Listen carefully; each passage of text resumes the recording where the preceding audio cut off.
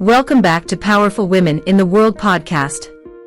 Episode 7, Balancing Power and Femininity, Breaking Stereotypes in Leadership. If this is your first time listening, welcome to a space where we don't just talk about power, we redefine it. We reshape it. We reclaim it. And today, we're going straight into a conversation that is long overdue. One that many women have thought about in silence, struggled with behind closed doors, or tried to navigate without a guidebook. It's the dance between power and femininity, and the stereotypes we're constantly told about what a strong woman should or shouldn't be. So let's be honest. How many times have you been told you're too much? Too loud? Too emotional? Too ambitious? Too confident? Or maybe not enough? Not tough enough? Not serious enough? Not assertive enough to lead? This is what happens when society tries to put powerful women into narrow boxes. Boxes that say, if you want to lead, act like a man. Boxes that say femininity is weakness.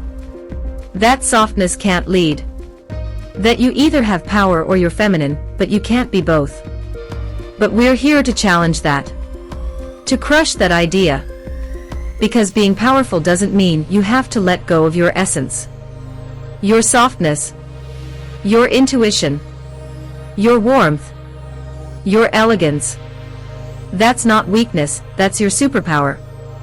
Let me say it loud and clear, you can be graceful and bold. You can be gentle and firm. You can wear your heels or your head wrap, your lipstick or your locks, and still command a room. Real power is not about domination. It's about alignment. It's about owning every part of who you are, your strength and your softness, and using that wholeness to lead in a way that feels real to you. Because here's the truth, when you lead from a place of authenticity, people feel it. They respect it. And most importantly, you thrive. Let me take you back for a moment. Think about the women in your life who've impacted you the most. Maybe it was a teacher, a mentor, a grandmother, a boss, a friend. Were they all the same? Did they lead with the same energy? The same style? Chances are no. Because leadership doesn't have one look. It doesn't come in one personality type.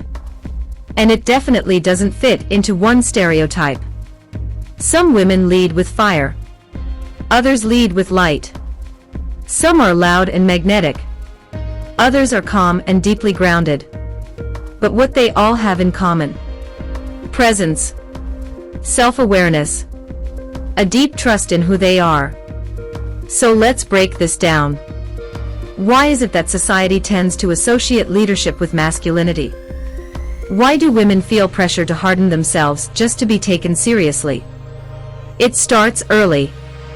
We're told that to be liked, we should be agreeable. That we should shrink ourselves to make others comfortable. That being emotional disqualifies us from leadership. That if we show too much empathy, we'll be seen as weak. But powerful women know that empathy is actually a strength. Being in touch with your emotions doesn't make you unstable, it makes you human. It makes you capable of connecting, of understanding, of leading from the heart. You see, real leadership isn't just about making decisions. It's about making people feel seen. It's about knowing when to speak up, and when to listen.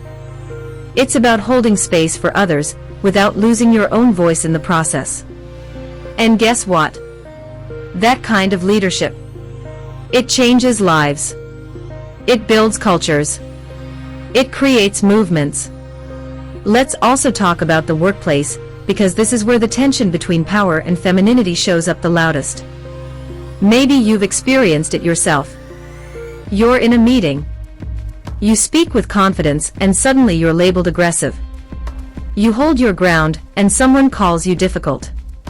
You show compassion and they say you're too soft. It's exhausting, isn't it? Feeling like you have to constantly choose between being liked and being respected. But here's what I want you to know. You don't have to choose. You can be respected and loved. You can be direct and kind. You can walk into that boardroom with your natural curls, your soft voice, your vibrant energy, and still own the room. Because when you walk in as your whole self, you give other women permission to do the same. Now let's get practical for a moment. How do you balance power and femininity in your leadership? You start by defining what power means to you. Not what you've been told. Not what the media shows. Not what anyone else expects. For one woman, power might mean running a multi-million-dollar company. For another, it's raising her kids with intention. For someone else, it's launching a passion project that changes her community. And for another, it's surviving something hard and still choosing to smile. All of that is power. You don't need to be loud to be powerful. You don't need to be a boss to be a leader. You just need to be you, unapologetically and intentionally. So give yourself permission to rewrite the script. To lead with your heart wide open. To dress how you love. To speak how you speak. To lead how you lead. And yes, you'll face criticism. Yes, some people won't understand. But you weren't put here to be understood by everyone. You were born to shift things. To make space. To show what's possible when a woman owns every inch of her identity. So as we wrap this episode, I want to leave you with this. You are allowed to be powerful. You are allowed to be soft. You are allowed to lead with elegance, with fire, with joy, with pain, with courage, with care. There is no one way to be a powerful woman. Don't shrink to fit someone else's mold. Create your own. Don't wait for permission. You already have everything you need. And don't ever forget, your femininity is not a liability. It's your legacy. You are power in motion. Grace in action. Light in leadership. This is what the world needs more of, not less. Before we close this powerful conversation, I want you to take a moment and reflect. Ask yourself, where in my life have I been dimming my light to fit in? Where have I been trading authenticity for approval? Maybe it's at work. Maybe it's in your family. Maybe it's in your own self-talk. Let's be honest, sometimes the harshest critic isn't out there. It's in here. It's that inner voice that says, tone it down. Don't be too emotional. Don't wear that. Don't say that. Don't stand out too much. But we're done with that voice. We're replacing it with a new one. One that says, yes, you can wear your femininity like armor and still be fierce. Yes, you can speak with kindness and still command a room. Yes, you can cry when it hurts and still be stronger than steel. Yes, you can be soft and strategic. Warm and wise. Elegant and unstoppable. Because that's the new leadership language. That's the future of influence. That's what it means to be a powerful woman today, not to deny parts of yourself, but to unite them. Now, let's talk legacy. Because powerful women don't just lead for themselves. They lead for the women watching. The young girls coming up. The peers sitting in silence, wondering if they too can show up as their full selves. When you show up, flaws and all, fully feminine and fully fearless, you create space for others to do the same. You become a mirror that reflects possibility. And that's how we break stereotypes. Not by fighting fire with fire, but by changing the rules altogether. By rewriting what leadership looks like, sounds like, feels like. Imagine boardrooms where intuition is valued as much as intellect. Imagine teams led by women who lead with empathy and drive. Imagine daughters growing up knowing they don't have to choose between being strong and being soft. That's the world we're building, with every conversation, every bold move, every time you refuse to shrink. So as you go out into your day, your week, your journey, hold your head high. Let your presence speak before your title. Let your energy do the talking.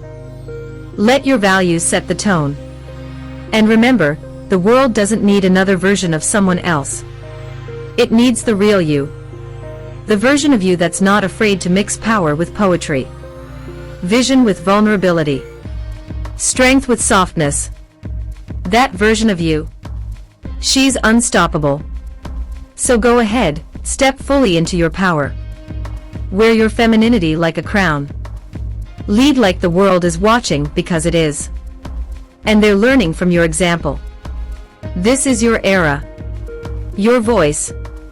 Your vision. Before I let you go, I want you to understand something powerful. Balance is not something you find once and keep forever. It's something you create again and again, daily, moment by moment, choice by choice. It's not always perfect. It's not always graceful. But it's always possible. There will be days when the world misunderstands you. When they call you too emotional, too bold, too quiet, too bossy, too soft. But let those words roll off your shoulders, because they are not your truth. Your truth is in the impact you make, the women you uplift, the dreams you chase, and the strength it takes to do all of that without losing the essence of who you are. You do not have to harden to succeed. You do not have to strip away your femininity to be taken seriously. In fact, the most powerful women I know are the ones who walk into rooms fully themselves, dressed in their power, in their softness, in their wisdom, in their light. They lead with love, not fear. They inspire, not intimidate. And most of all, they show up, not just for their careers, their goals, and their families, but for themselves. That's what this podcast is about. That's what this movement is about. Not just being powerful, but being whole. Not just breaking ceilings, but healing hearts in the process. So if you've been trying to fit in, I want you to stop and ask yourself, what am I shrinking to survive? Because survival is not the goal. Thriving is. Leading is. Living fully, fearlessly, and freely, that's the goal. And listen, I know the journey isn't always easy. Sometimes, balancing your power and femininity will feel like walking a tightrope. But every time you choose to be real over perfect, authentic over accepted, soft and strong, you're creating a new blueprint for every woman who comes after you. And I promise you this, one day, some young woman is going to walk boldly into a room because you did it first. So keep leading. Keep rising. Keep loving yourself enough to lead your way. Your voice matters. Your leadership matters. Your presence is not too much, it's the exact energy the world needs more of. Let's go out there and be the kind of women who redefine leadership, not by imitating anyone else, but by showing what it looks like to lead with soul and fire. Thank you for spending this time with me on Powerful Women in the World. I see you. I celebrate you. And I'm walking this journey right beside you. If today's episode resonated with you, send it to a sister, a friend, a colleague, someone who needs the reminder that she can be both powerful and feminine, that she doesn't have to choose. And as always, don't forget to subscribe so you don't miss the next episode, where we'll talk about something every powerful woman needs but rarely talks about: how to build a support system that actually lifts you higher. Until next time, stay grounded, stay graceful, and stay unapologetically powerful. You were born for this.